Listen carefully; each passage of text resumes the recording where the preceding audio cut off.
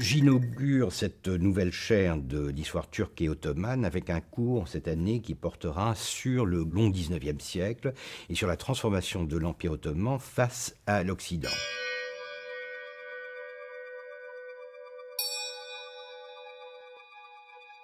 L'objectif est d'analyser, d'examiner dans le détail les dynamiques de ces relations entre un empire que l'on dit mourant, et une Europe qui est extrêmement puissante, qui est de plus en plus arrogante. Donc c'est une relation assez conflictuelle, mais aussi une relation d'amour, d'admiration, puisque la modernisation ottomane va se faire à l'aune de l'Occident. C'est-à-dire qu'on va copier, on va émuler, on va essayer d'imiter ce que l'on considère être une formule de réussite.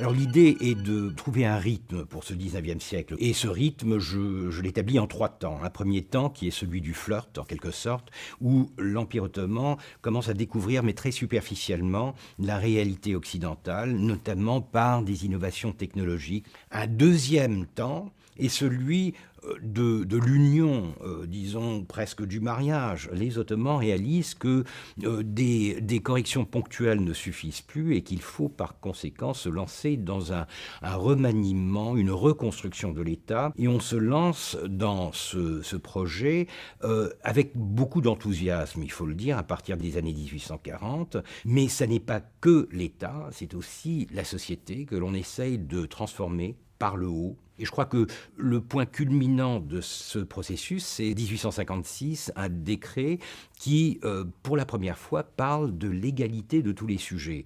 Or, l'égalité, c'est quelque chose qui, dans un contexte ottoman traditionnel, n'a pas de sens, puisque c'est une société hiérarchisée, où vous avez déjà de l'esclavage, mais aussi une inégalité de fond entre les musulmans et les non-musulmans.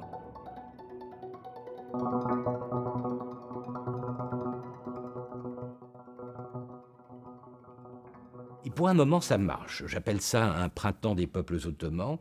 Pendant 20 ans, l'État joue le jeu, c'est-à-dire qu'il recrute, il commence à recruter des non-musulmans dans les rangs de la bureaucratie. Ça ne dure pas longtemps parce que c'est un peu contre nature, c'est le 19e, c'est l'âge des nationalismes, et surtout la gestion est mauvaise. Au bout de 20 ans, il y a un essoufflement à la fois politique et économique qui mène à une crise.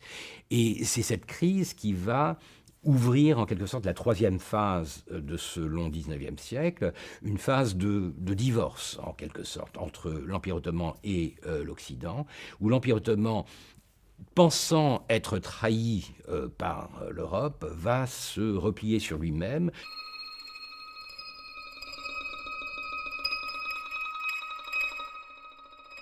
Ça devient un empire de plus en plus islamique, de plus en plus turc, puisque la langue est turque et que le nationalisme turc est en train de naître.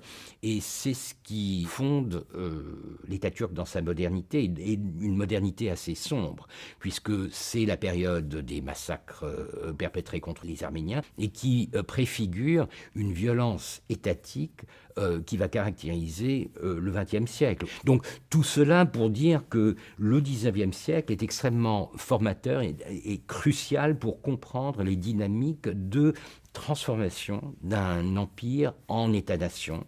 Un processus fascinant qui mérite d'être étudié dans le détail en donnant la primauté aux voix locales. Parce que l'un des problèmes de l'historiographie de cette période, c'est qu'on a énormément de sources occidentales qui ont déjà une vision assez biaisée des choses.